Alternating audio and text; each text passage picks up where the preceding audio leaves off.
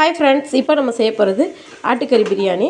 அதுக்கு இந்த மாதிரி சட்டியில் எண்ணெய் ஊற்றிட்டு அதில் பட்டை ஏலக்காய் போட்டு இந்த மாதிரி வெங்காயம், பெரிய வெங்காயம் இந்த மாதிரி நெட்டாக நறுக்கி அது நல்லா இந்த அளவுக்கு நல்லா வெந்து வரணும்.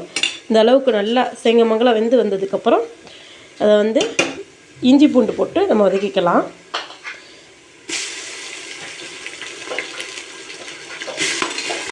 அளவுக்கு நல்லா வெங்காயமும் இஞ்சி பூண்டும் நல்லா வதங்கி வந்ததுக்கப்புறம் இதில் பட்டை ஏலக்காய் பொடி வறுத்து அரைச்சி வச்சுருக்கோம், அதில் கொஞ்சம் போட்டுக்கலாம்.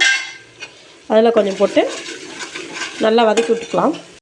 பட்டை ஏலக்காய் பொடி போட்டு நல்லா வதங்கிட்டு இருக்கையிலேயே கொஞ்சம் மிளகு சீரகம் போட்டுக்கலாம். மிளகு சீரக பொடி போட்டு நல்லா கிண்டி விட்டுக்கலாம். அதுக்கு தான் செரிமானம் கொடுக்கும் நல்லா பிரியாணி. இங்கே பாருங்கள்,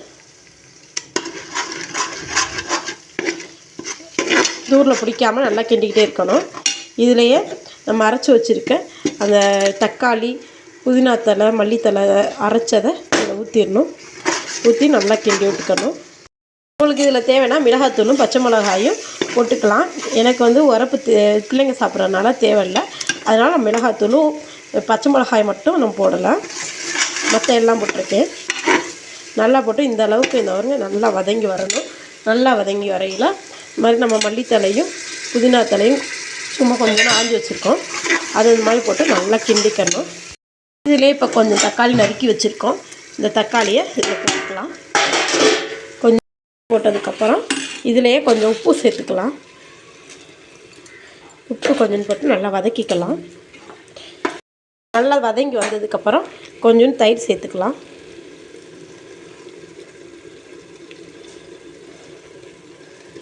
இதிலையே வேக வச்ச கறியை சேர்த்துக்கலாம்.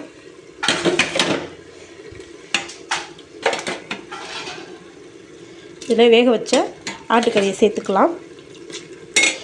கொஞ்சம் லைட்டாக வேக வச்சுருக்கேன், ரொம்ப வேக வச்சிடக்கூடாது.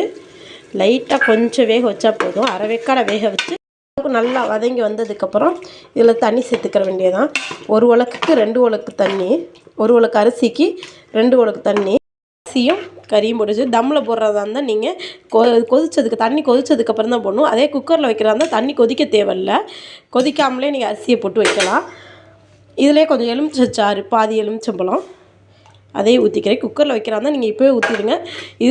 இதில் வைக்கிறா இருந்தால் தம்மு போடுறா இருந்தால் நீங்கள் அந்த வெந்து வந்ததுக்கப்புறம் லைட்டாக கொஞ்சம் வேகிறதுக்கு அரை வேக்காடு வெந்ததுக்கப்புறம் நீங்கள் ஊற்றினா போதும் எலுமிச்சஞ்சாறு. இதிலே கொஞ்சம் நெய் சேர்த்துக்கலாம். இதில் கொஞ்சம் நெய் சேர்த்து கலக்கி விட்டு நம்ம விசில் போட்டுடலாம். கறி பிரியாணி ரெடி ஆயிடுச்சு. Bye friends.